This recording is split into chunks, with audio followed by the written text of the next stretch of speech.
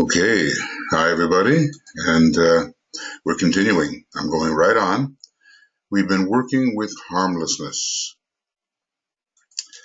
and it is said here, harmlessness brings about in life caution in judgment, reticence in speech, and the ability to refrain from impulsive action, and the demonstration of a non-critical spirit.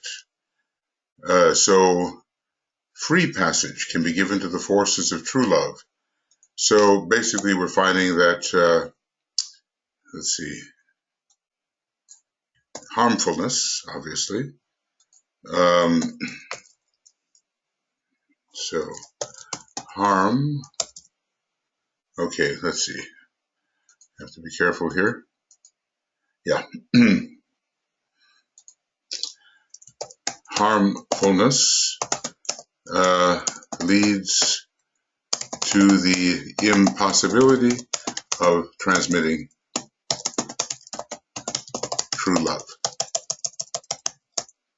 which is obvious, in a way, but DK asks us to cultivate or practice harmlessness with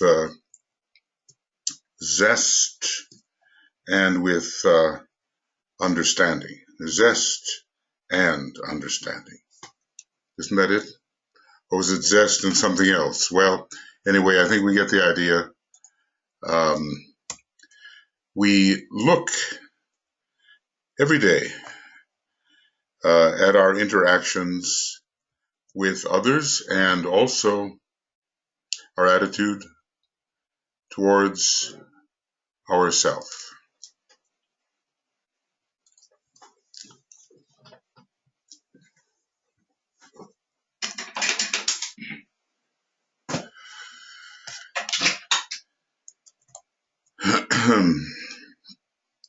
Let harmlessness, therefore, be the keynote of your life. So easily stated and so demanding, is it not? Let harmlessness, therefore, be the keynote of your life. An evening review should be carried forward entirely along this line and divide the review work into 3 parts. Well, it's going to be important to highlight all of this. One can see harmlessness in thought, and this will primarily result in the control of speech. Harmlessness in emotional reaction, this will result in being a channel for the love aspect of the soul. Harmlessness in act, this will produce poise, skill in action, very Libran qualities really, and the release of the creative will. As we stop to think before we act and create intelligently in line with the divine plan, try to be intuitively aligned with whomever we may interact with, or with whomever we may interact, and learn through spiritual discernment what is to be done. These 3 approaches to the subject should be studied from their effect upon one's own self and development, and from their effect upon those whom one contacts and upon one's environing associates. So we have study in terms of reaction upon oneself, upon others, and upon the environment. It's clear observing work, is it not? Clear observant work. And it's, quite concrete, quite quite definite. Nothing abstract about this, really, is there? Nothing abstract. Okay. These three approaches to the subject should be studied. The effects upon one's own self, upon those whom one contacts, and upon one's environing associates, and I suppose upon one's environment.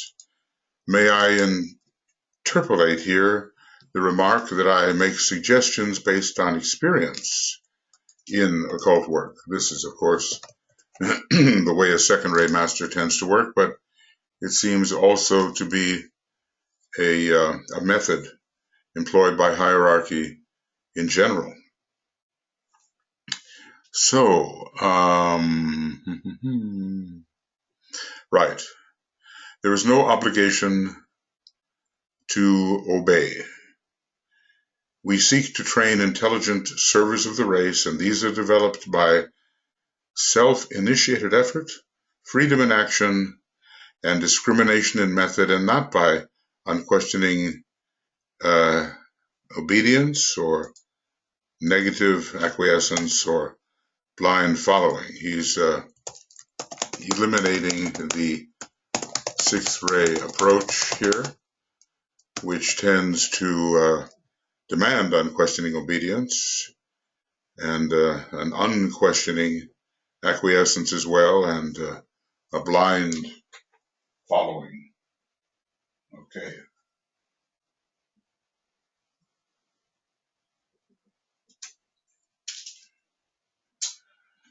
Now, before we proceed, all right, so he's interpolated the idea of harmlessness and told us that we must review our day in this respect, and he has really talked about harmlessness in mind, in emotional response, and in physical act. Clear enough, isn't it? So it is left to us to see whether we will do these things or not.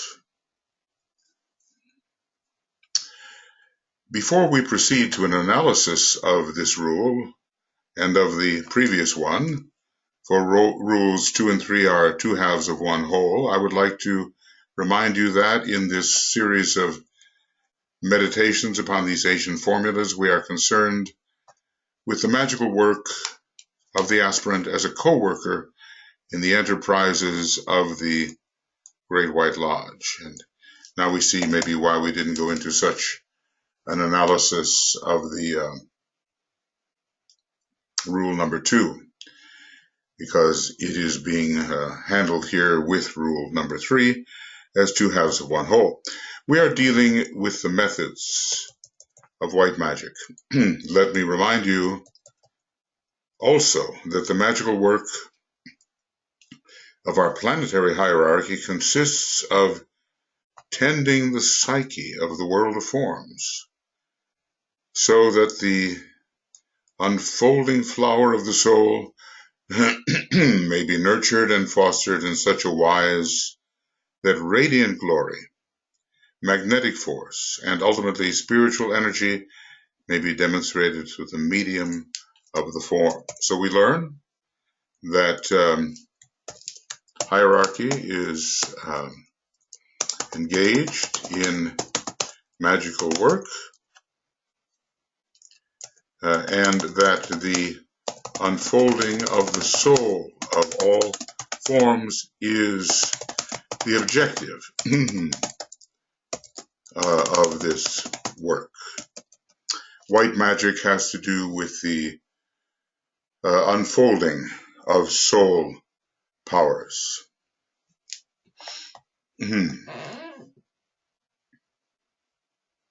The tending of the psyche of the world of forms. Well, we certainly, in the Dina books, Discipleship in the New Age books, saw Master DK tending the psyche of his ashramic group. not those yet entirely within the ashram, but standing within the periphery, and he certainly saw into the psyche and tended it and attempt to help each student increase consciousness and effectiveness in the world. What great psychological insight that does require. Thus, the power of the three rays of divine manifestation may be seen: spiritual energy on the first ray, magnetic force on the second, and radiant glory on the third. The light within the form shines forth. Okay. I was wondering how he was going to do this, and whether, because there's so much activity in the third ray, he was going to call it the source of spiritual energy, but he did it differently.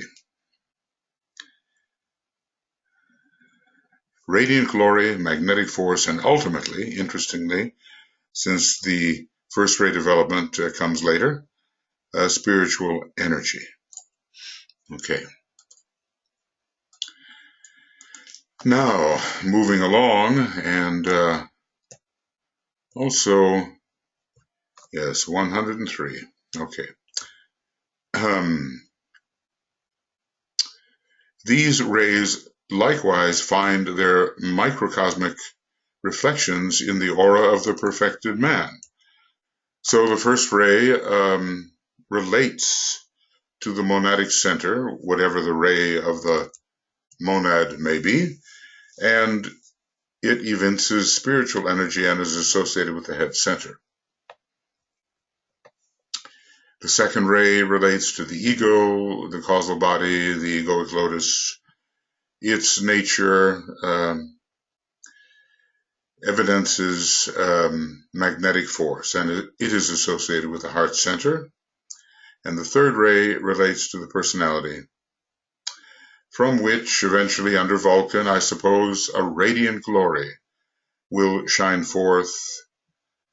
Interestingly, the solar plexus is sometimes considered to be ruled by the moon, although DK does give Mars and Neptune, Mars for the undeveloped man and Neptune for the disciple. That's on page 517 of Esoteric Astrology.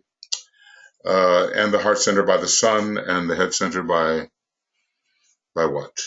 Well, Uranus in a way, but Neptune is there as well, Atma Buddhi. And we have the head center relating to the monad, but also as well to the atmic plane. Maybe it's the heart within the head that particularly relates to the monad. You inquire, why do I not say the throat center? Because the centers below the diaphragm symbolize primarily the personal lower self, and in their synthesizing center, the solar plexus, express the magnetic force of the matter aspect of man. The throat center is swept into increasing creative activity as the personality vibrates to the soul, and then it is not ruled by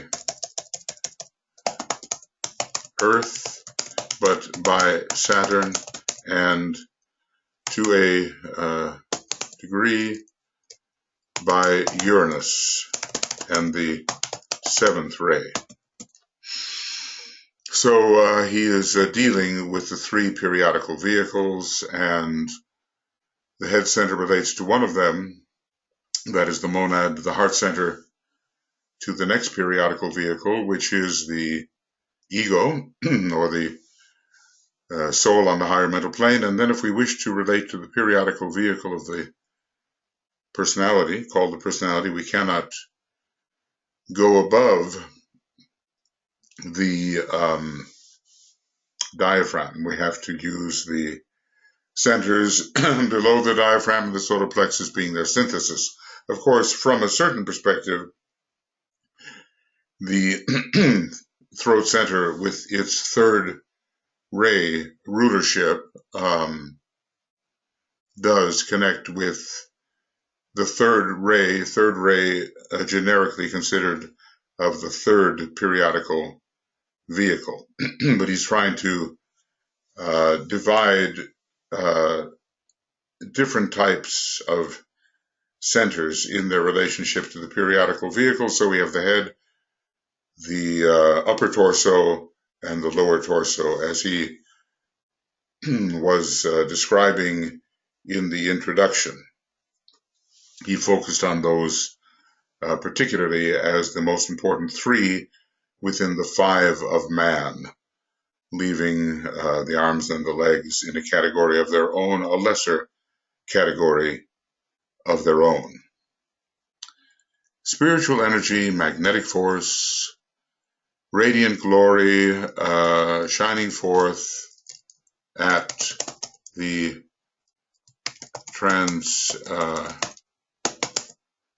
transfiguration. And maybe we would say magnetic force demonstrating. This is hard. Magnetic force demonstrating at the fourth initiation. And spiritual energy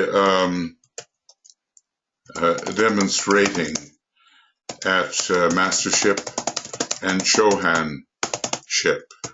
The fifth initiation and the sixth initiation. All right, Chohanship. There we are. So he's explained why he doesn't use the throat center. We do see that he wants to keep that division of head, higher torso, and subdiaphragmatic torso. All right, now we seem to be getting into the actual rule itself. Let us now consider the words at the end of the previous rule. The lower light is thrown upward, and the greater light illuminates the three, the work of the four, proceedeth. What is the lower light? The student should remember that for the present purposes, he has three bodies of light to consider. Is he going to include the soul among the lower lights? Let's see. There is the radiant body of the soul itself, and we will call that eventually radiant, not at first. Found on its own plane and called frequently the Karana Sarira, or the causal body. There is the vital, or etheric body, the vehicle of prana, which is the body of golden light, or rather the flame-colored vehicle, and we've been told called the golden bowl. And then there is the body of dark light, the Cancerian body in a way, with the hidden light. And I think if we were to look at, let's see, why can't I find that? Well, I can go here, perhaps. This would take us to esoteric astrology, page 329.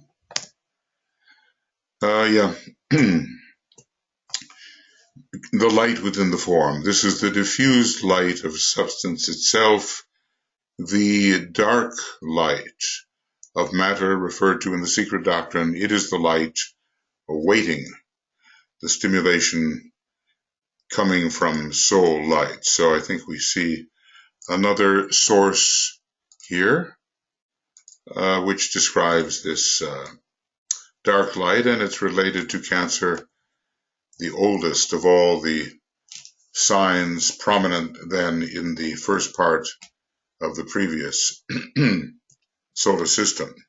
So the body of dark light, which is the occult way of referring to the hidden light of the physical body and the light latent in the atom itself, described under Cancer. So we have the radiant body of the soul itself. Okay. We have the vital or etheric body, which is the flame, body of flame. And that's reminding us somewhat of the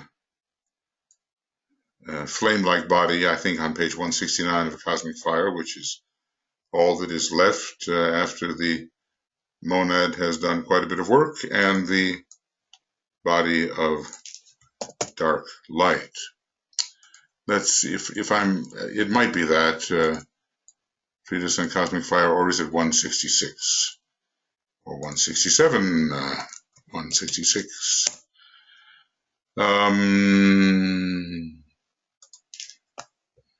Okay. Right, the body incorruptible. Here it is, the body of fire. So it's the body of flame, and it has to do with the etheric body, which does, in some sense, reflect the monad. So this is important to read here at the juncture of page 166 and 167.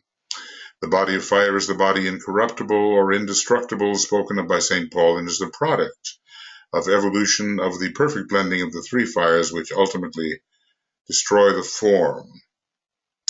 When the form is destroyed, there is left the intangible spiritual body of fire, one pure flame distinguished by 7 brilliant centers of intenser burning. It sounds like an etheric phenomenon. This electric fire is the result of the bringing together of the two poles and demonstrates that the moment of completed one-ment, I suppose, of purpose and of will, of the higher head center and the base of the spine, it demonstrates the occult truth of our God is a consuming fire. So, you know, I can, why not, just kind of import this a little bit. Here, the body, the vital or etheric body, the flame-like body, and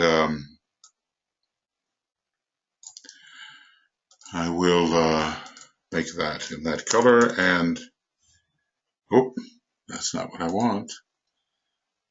All right.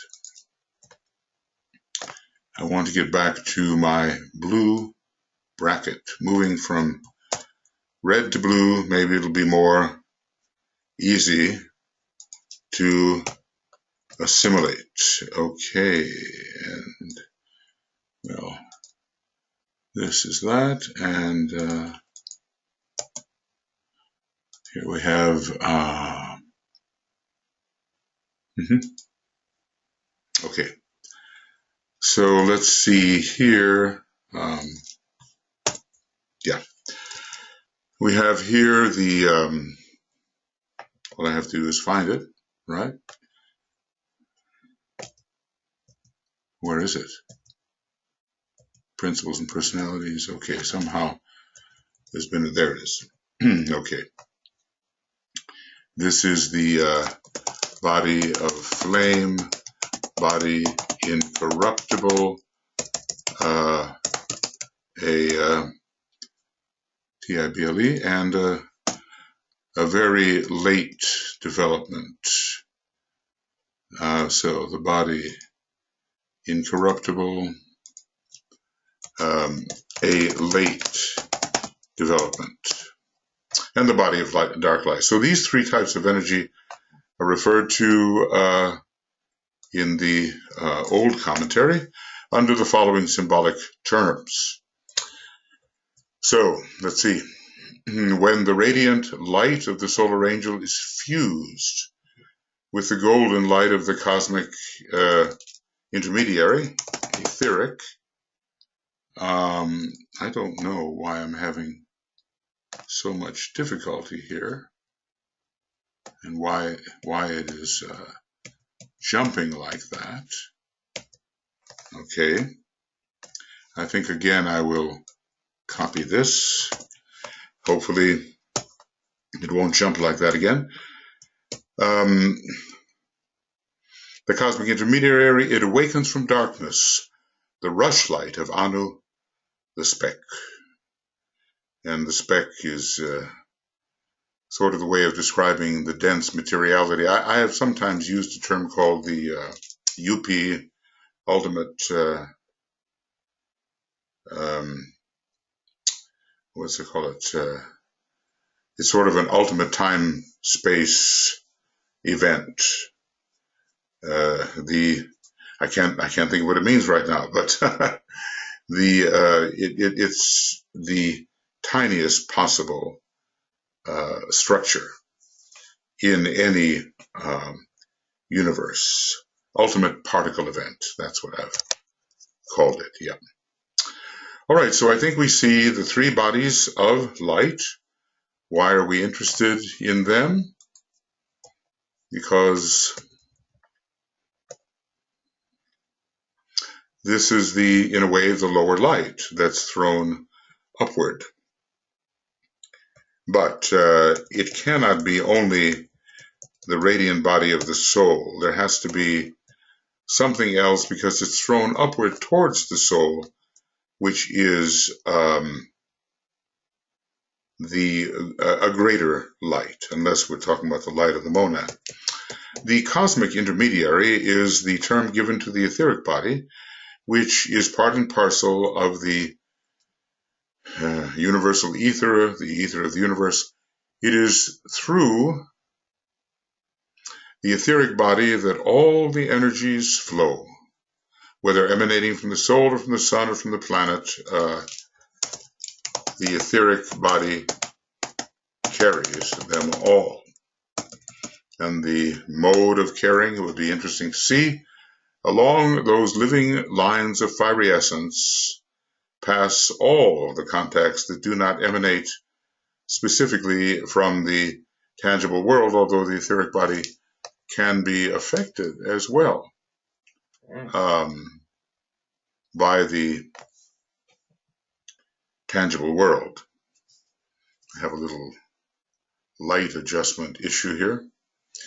The dark light of the tiny atoms of which the physical vehicle is constructed, and remember now we're going to have subatomic particles to deal with as well, is responsive to the stimulation passing down from the soul into its vehicle, and when the man is under the control of the soul, there eventuates the shining forth of the light throughout the body. There eventuates the shining forth, and this is noted at the glorification of transfiguration. This shows as the radiance emanating from the bodies of adepts and saints, giving the effect of bright and shining light. It begins with the shining forth of this light in some measure at the transfiguration. When the radiant light of the soul is blended with the magnetic light of the vital body, it stimulates the atoms of the physical body to such an extent that each atom becomes, in its turn, a tiny radiant center.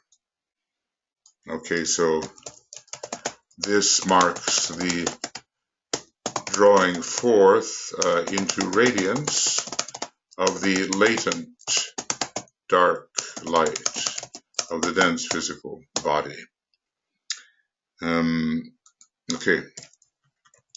This only becomes possible when the head, heart, and solar plexus and the center at the base of the spine, I guess the Kundalini must add its stimulating power, are connected in a peculiar fashion, which is one of the secrets of the first initiation, not to be given here by us, but probably given when we took the first initiation. So we have the blending then of four centers in some fashion, and let's see if this connects with a fourfoldness that we're talking about here. When these four are in close cooperation, the floor of the triangle, as it is symbolically called, is prepared for the magical work. Okay, so let's see what we have. We have the the head,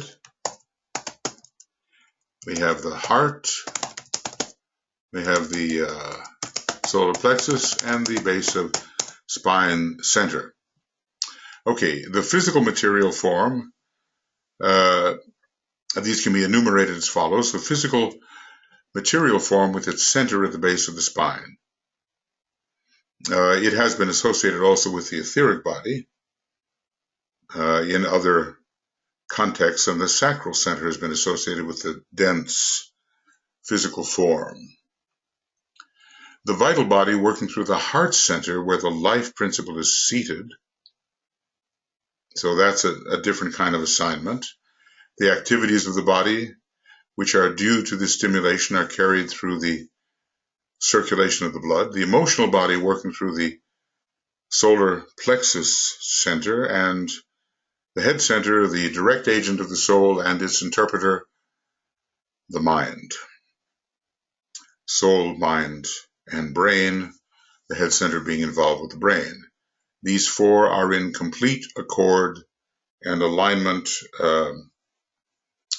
according to a certain arrangement. All right.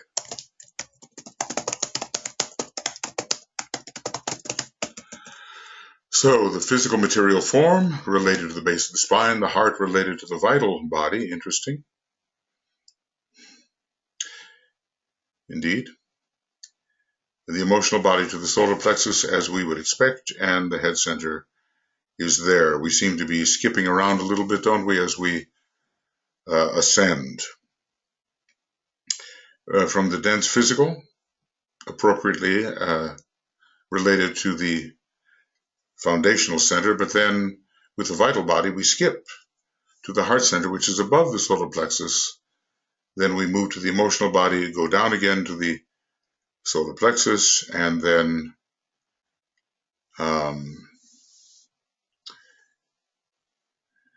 the mind will be related to the head center and the soul as well.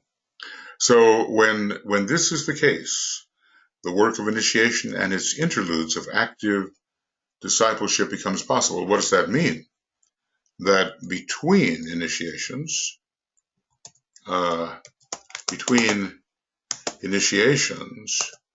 there are active interludes of discipleship with the working out of that which has been learned through the initiation process. Before this time, the work cannot proceed. This is foreshadowed in the aspirant when there is enacted a symbolic happening in the light in the head, which is the forerunner of the later stage of initiation. I think, if we're talking about the glorification, we have to be speaking of the third initiation. The glorification begins at the third initiation. Okay, so really he comes up with some really profound technicalities here, and we have to, somehow blend them all together. In this stage, the soul light penetrates into the region of the pineal gland, so it's the physical level, and also the etheric pineal the etheric area around the pineal. And there it produces an irradiation of the ethers of the head, of the vital airs. This produces a stimulation of the atoms of the brain, so that their light is fused and blended with the other two. The other two forms of light, I suppose, being the etheric light and the light of the soul. The etheric light, the other two, I'm stopping to figure it out, and there it is in the next sentence. The etheric light and the soul light. And there is then produced that inner radiant sun of which the aspirant becomes conscious in the physical brain experience. Now, some will have experienced this. He still calls the one who thus experiences an aspirant. Frequently, students speak of a diffuse light or glow. This is the light of the physical plane atoms of which the brain is composed. Later, they speak of seeing what appears to be like a sun in the head. This is the contacting of the etheric light plus the physical atomic light. And later, they become aware of an intensely bright electric light. This is the soul light plus the etheric and the atomic. So the soul light is playing the role of the first aspect. When that is seen, they frequently become aware of a dark center within the radiant sun, an indigo dark center, and this is the entrance to the path disclosed by the shining of the light upon the door. And I believe this is sometimes called the cave. Now, in the case of those who know something about it, it is sometimes approached ambitiously, by the individual. And we have to remember that always service is our goal, and not simply the selfish moving ahead into greater abilities.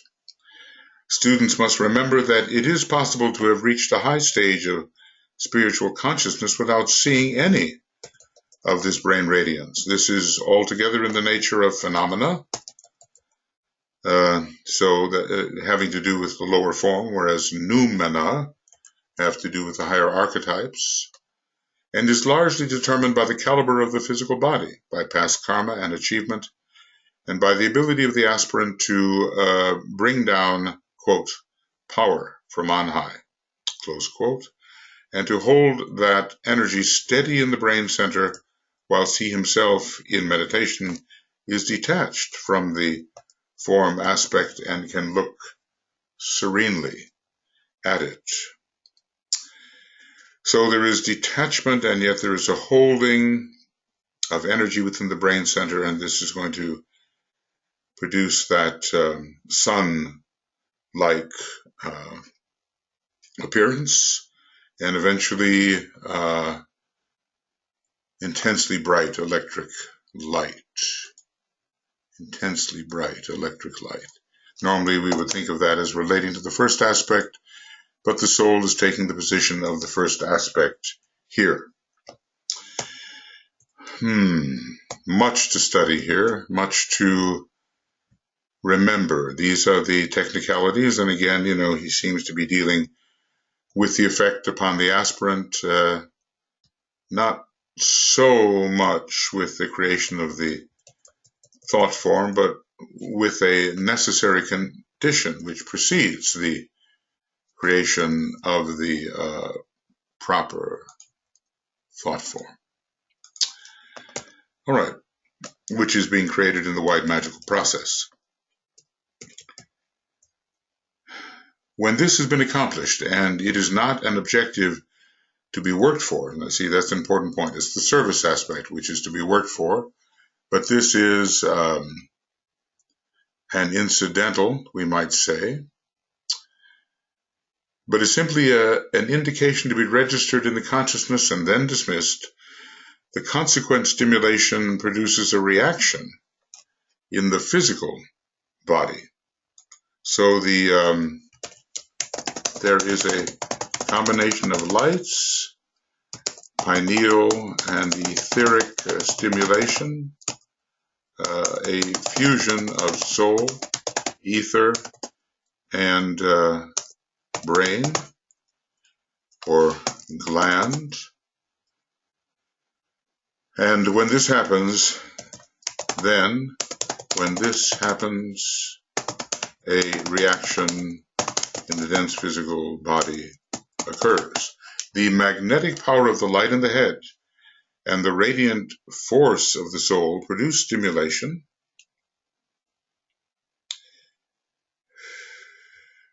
Okay, so some of this has been written in before, in ancient days. The centers begin to vibrate, and their vibration awakens the atoms of the material body until eventually the powers of the vibrating etheric body have swung even the lowest center into line with the highest. So that's why I say it stimulates alignment. So what do we have here? A great alignment occurs. Thus, the fires of the body, the sum total of the energy of the atoms, are swept into increasing activity until such a time as there is a rising up the spine of that fiery energy. So the fire of the third aspect of divinity, the Kundalini, is stimulated. And this is brought about by the magnetic control of the soul, seated on the throne between the eyebrows. So head center stimulation must settle in the area of the brow, between the eyebrows.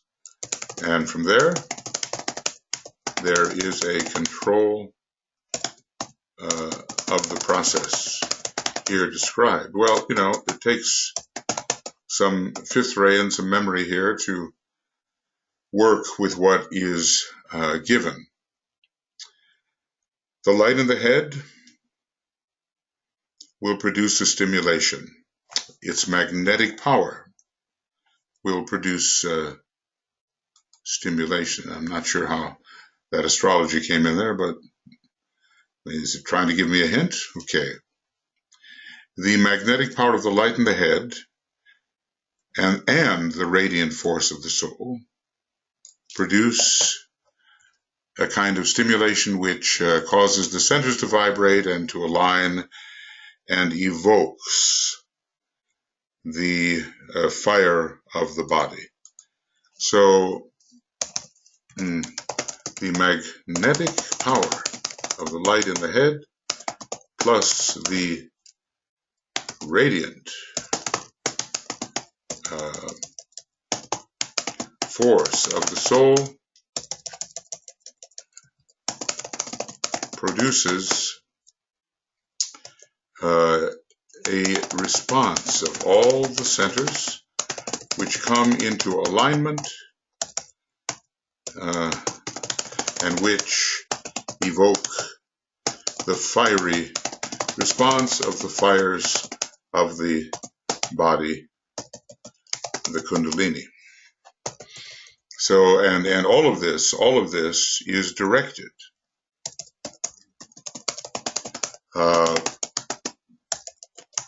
from the seat between the eyebrows.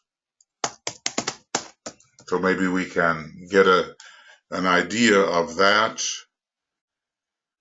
We have to promote the soul, mind, brain alignment.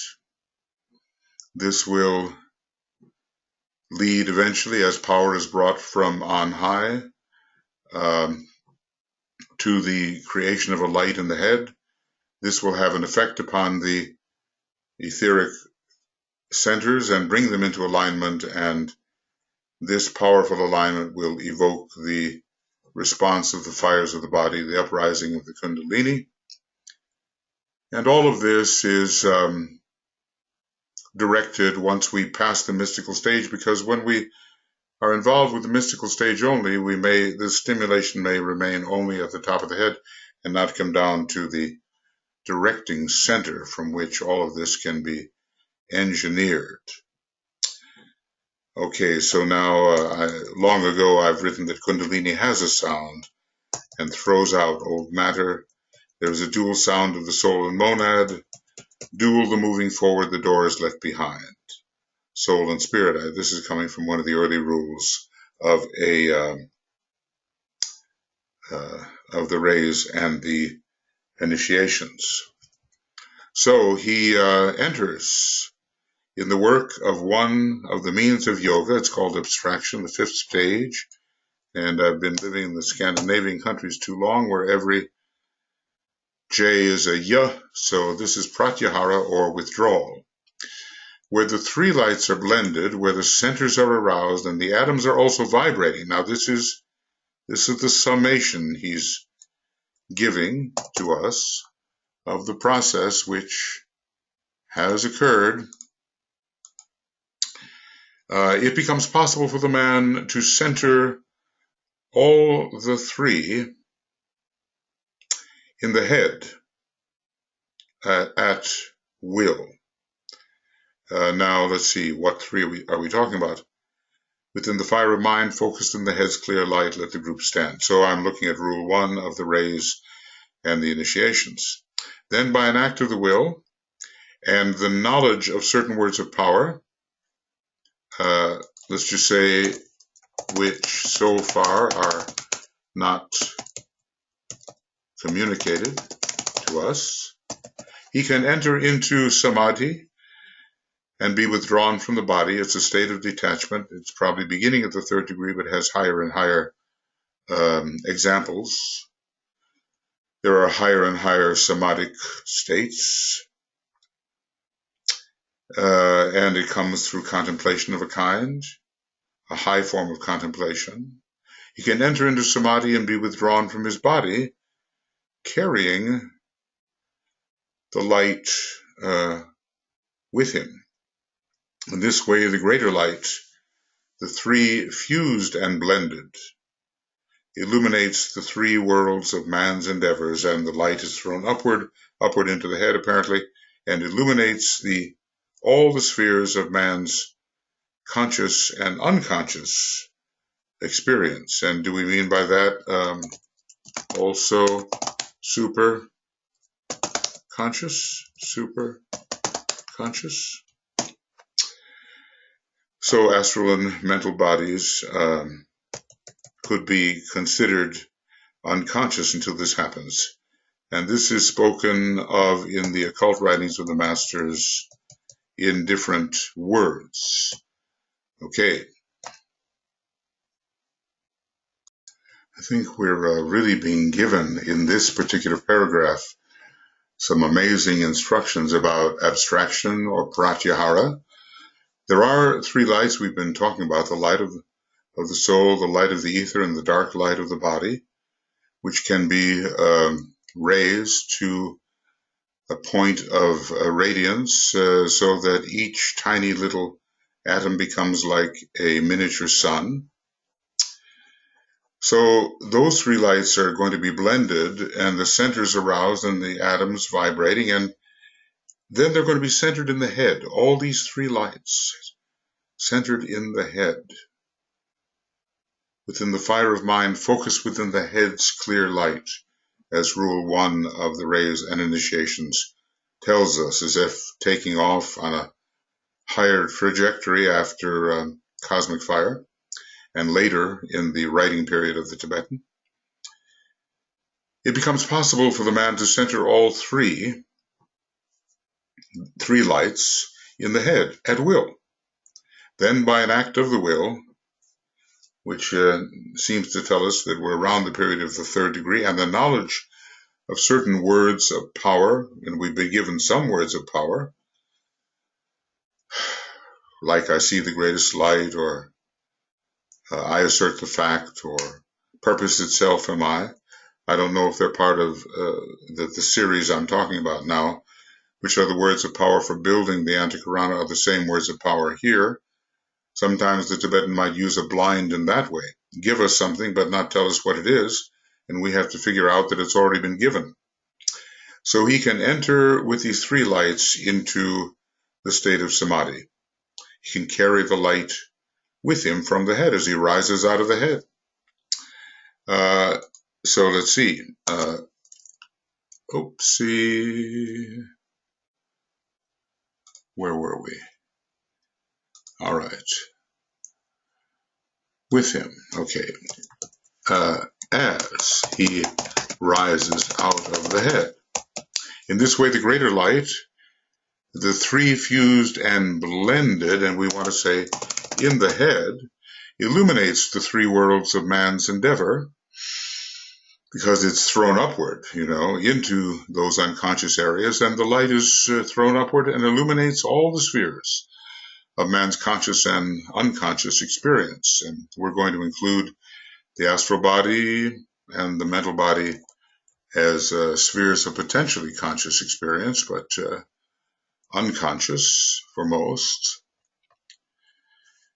And this is spoken of in certain occult writings. We're going to look at that. You know, Vulcan, just mentioning this, Vulcan ruling the law of vibration is what evokes that sun-like radiation of the little atoms. It's a representation of spiritual will. Soul light is penetrating to the region of the pineal gland. The brain radiance is created. Vulcan is a producer of radiance. So we're looking here about stimulation emanating. The stimulation of the dense physical and etheric from soul levels. Okay, now here is the what the old commentary is going to say.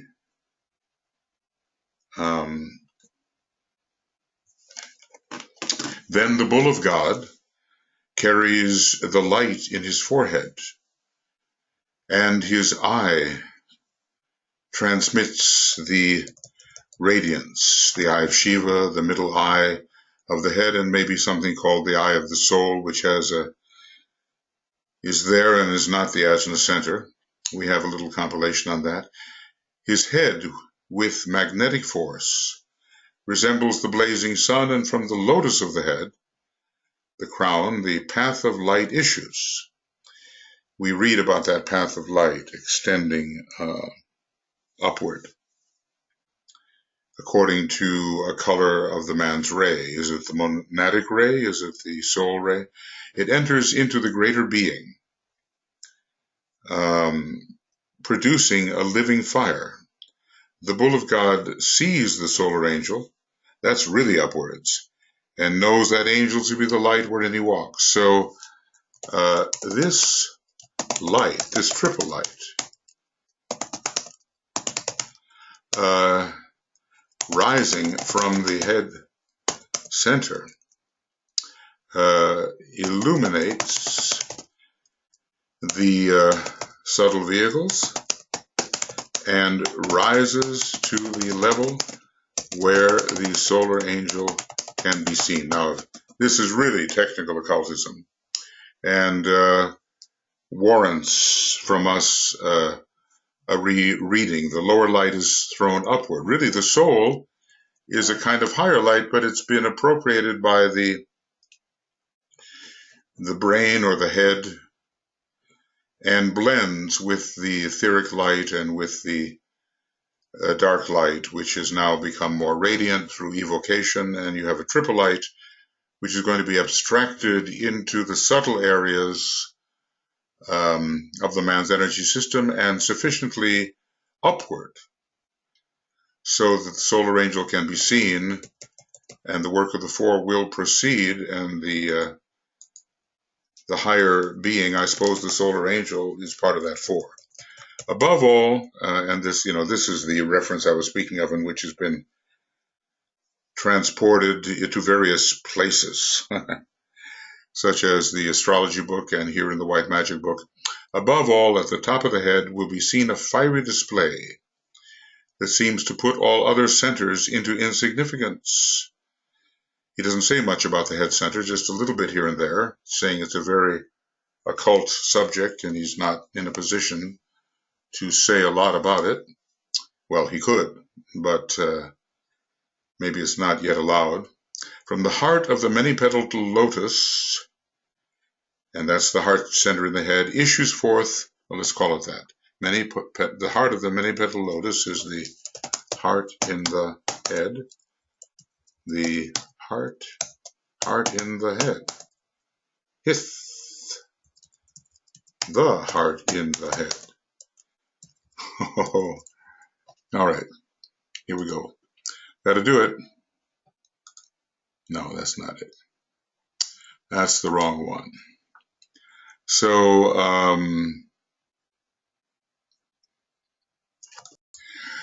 actually, we're dealing here with the HIH, the heart and the head. So from the heart of this many-petaled lotus at the top of the head, we call it the heart of the head, issues a flame of fire with the basic hue of a man's ray. This flame mounts upward and seems to attract downward a sheet of electric fire. So maybe, can it be that this is the man? Okay, there we go again. Can it be that this is the man's soul ray? Because it attracts electric fire downward. Can this be the man's soul ray? The flame mounts upward and seems to attract downward a sheet of electric fire, which is the downflow from the spirit on the highest plane. This marks the blending of the fires and the deliverance of man from the trammels of matter. So suggested in this idea that the lower light is thrown upward and the higher light is illuminating the three, the lower light is thrown upward, and the work of the four proceedeth. So this all starts with the light in the head, perhaps at the first initiation, and then it becomes the path of spirit and leads to liberation. I do think that's what we have, that the basic hue of man's ray appears to be a soul ray answered by the monadic ray, it appears. The answer is from the monadic ray. And this marks the blending of the fires and the deliverance of man from the trammels of matter. So we've seen a whole process begin with the light in the head, which, well, let's just say it doesn't have to be there for this type of stimulation to occur, because he says, you know, some highly advanced types don't have that particular type of brain radiance, which the light in the head indicates. But then the centers are stimulated, aligned, and the dark light is evoked, and then the three lights of soul and of ether and the dark light are focused in the head, and there is a contemplative or a pratyaharic rising, pratyaharic, a new word, okay, rising out of the vehicle and through the subtle vehicles and onto the level of the soul, where the process of the solar angel can be seen, and then the work of the four proceedeth. The four are at one. The solar angel, if the solar angel is the solar angel the fourth, it seems to be, is identified with his instrument, but of course still has other identifications. The life of the sheaths is subordinated to the life of the inner divinity, who is the solar angel. The light of the sheaths is fused in the light of the soul within the head now. That light of the soul has come down into the head and is radiant there. The head, the heart, and the base of the spine are geometrically aligned. The solar plexus should be in there somewhere too, I think. But the head relating to the higher interior source, the heart to the vital body, the base of the spine to the dense physical body, and maybe the head also to the mind. And he did earlier mention the solar plexus. The head and the heart and the base of the spine are geometrically aligned, and certain developments then become possible. And these are the three centers with which the political workers work on the will line. And the life is in the heart. So this is a kind of a triple will line. Head, heart, base of spine, and the soul. These are the four, but he did speak of four centers, excluding the soul, solar angel. Well, okay. Very technical, and something we really have to follow with the fifth ray. So this is the end of a treatise on white magic, video commentary number 23, I hope. Or is it 24? Well, I always try not to have to go backwards at this point, but here we are. There it is, going backwards. So this is 24. Okay, so number 24, and this is rule 3.3, and from page 103 to